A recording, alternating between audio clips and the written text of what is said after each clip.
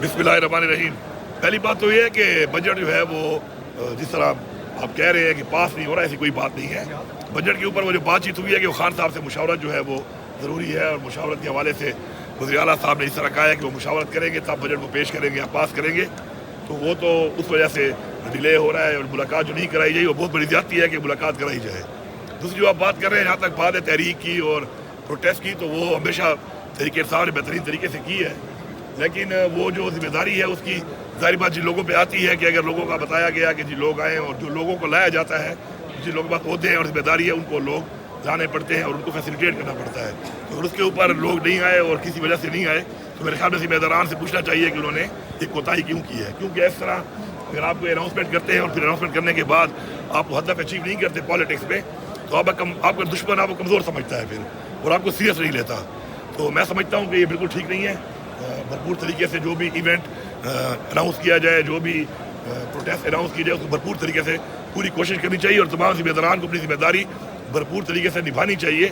इस तरीके से इर्द में डालना जो है ये ठीक बात नहीं है। अच्छा अमीन साहब ये बताइएगा कि धड़ेबंदी की बातें हो रही हैं, खैबर पख्तूनख्वा में मुख्तलिफ धड़े बन रहे हैं, क्या सरकार आपके बारे में कहा जा रहा है दोबारा कोशिश करें सीएम बनने के लिए?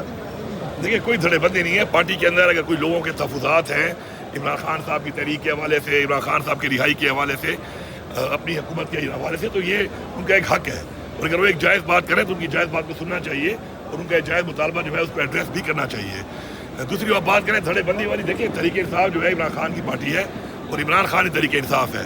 तो ऐसी पार्टी में जिसमें लीडर एक हो, नजरिया एक हो, धड़ेबंदी नहीं होती है। हाँ, आपस में अगर कोई मामला इस तरह के बन जाते हैं किसी वजह से, वो अंदर की बात होती है, पार्टियों में चलते रहते हैं, वो हल भी हो जाते हैं। जिसको धड़ेबंदी का नाम मेरे ख्याल में नहीं देना चाहिए। ये ऐसे ही मतलब है मफरूज़े ही हैं जो बनाए गए हैं।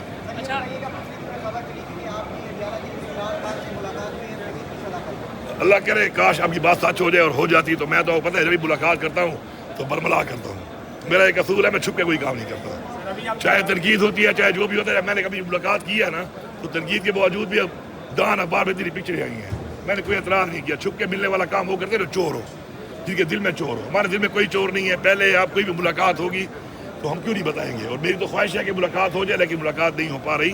तो ये ऐसे ही एक अफवाह थी जिसकी मैं यहाँ पर तरदीद करता हूँ कि ऐसी कोई बात नहीं है। अच्छा, मुख्तलिफ खबरें चलती रहती हैं मोहसिन नकवी से मुलाकातों की, मौजूदा सीएम से। माजी में आपने कहा उन्होंने बड़ी कोशिश की मोहसिन नकवी ने इमरान खान की रिहाई के लिए, तो क्या कोई ऐसी मुलाकातें हैं बैकडोर पे? देखिए, बात है मैंने जब भी मुलाकात की है सामने की है, छुप के कभी नहीं की।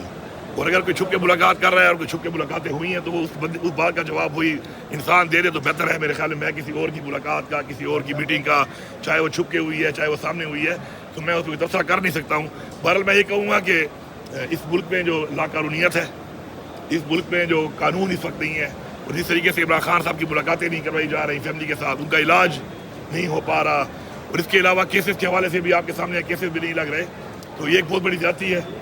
और हम फिर भी यहाँ पे पेश हो रहे हैं। और मैं यहाँ बता दूँ आपको कि पाकिस्तान की तारीख में सबसे ज़्यादा FIR जो हैं वो इमरान खान साहब पे हुई हैं, और मुझे फ़ख्र है इस बात पे कि इमरान खान साहब से भी ज़्यादा FIR है, अपने लीडर से भी ज़्यादा FIR मेरे ऊपर है। और आपको मज़े की बात बता दूँ, एक लाइटर रोड पे कोई बात तो आपको मिल भी जाए ना, आज ये जो इतने आप गर्मी में खड़े हैं, और ऐसा हुआ कि हमारी जब मीटिंग होती थी तो सारी बात है, हमारी जो भी मीटिंग होती थी जब मैं चीफ मिनिस्टर साथ, तो वो सारी मीटिंगें पाकिस्तान के चैलेंजेस पे होती थी, क्योंकि पाकिस्तान को चैलेंजेस हर तरह के, सिक्योरिटी के भी हैं, इकॉनमी भी की है, लॉ एंड ऑर्डर के हर तरह के चैलेंजेस हैं, अंदरूनी बैरूनी। तो उन मीटिंग में हमेशा सारी बात है एक सीरियस माहौल होता था, और सीरियस माहौल में ही बात होती थी, और उसके अंदर मैं सारी बात है फिर पॉलिटिक्स में अपनी पार्टी के ऊपर, पाकिस्तान में जो सियासी मामला चलते उनको भी जिक्र करता था, बात करता था उसके ऊपर। तो एक दफ़ा ऐसा हुआ कि मैंने तमाम की मौजूदगी में बात की जब कि मेरे ऊपर 9 मई के ऊपर जो FIR की गई हैं, तो उनमें इतने ज़िलों के अंदर FIR हैं मेरे ऊपर कि मैंने वहाँ पे आर्मी वाले एक रेफरेंस से बात की कि अगर मेरे पास एक ऐसा F-16 होता जिसकी स्पीड F-16 वाली होती, उतरता है हेलीकॉप्टर की तरह, तो इतने 2 घंटे के अंदर इतने ज़िलों में मेरी मौजूदगी नामुमकिन थी। उस पर फिर चूँकि फील्ड मार्शल साहब तो बड़े सीरियस रहते हैं, और मीटिंगें भी सीरियस ही होती थी हमेशा, सीरियस इशू पे ही होती थी हमेशा, तो उनकी भी हंसी निकल गई इस बात के ऊपर कि 2 घंटे पे मेरे ऊपर पाकिस्तान के 8 ज़िलों में FIR हुई हैं, और हर FIR में लिखा हुआ है कि मैं यहाँ मौजूद था और तोड़ फोड़ कर रहा था, इंतशार फैला रहा था, अमलाक को नुकसान पहुँचा रहा था, और ज़िलों के फासले इतने हैं कि ऐसा SIF-16 جو کہ ہیلی کاپٹر کی طرح اترے تو وہ بھی وہاں نہیں پہنچا سکتا. تو بات یہ ہے کہ یہ پاکستان کے وہ جو کہتے ہیں نا کہ لاقانونیت جو ہے اس کا ایک ثبوت ہے کہ اس طرح کی. اور ایسے ضلعوں میں میرے پاس FIR ہے, میں آج تک زندگی میں گیا ہی نہیں وہاں پر,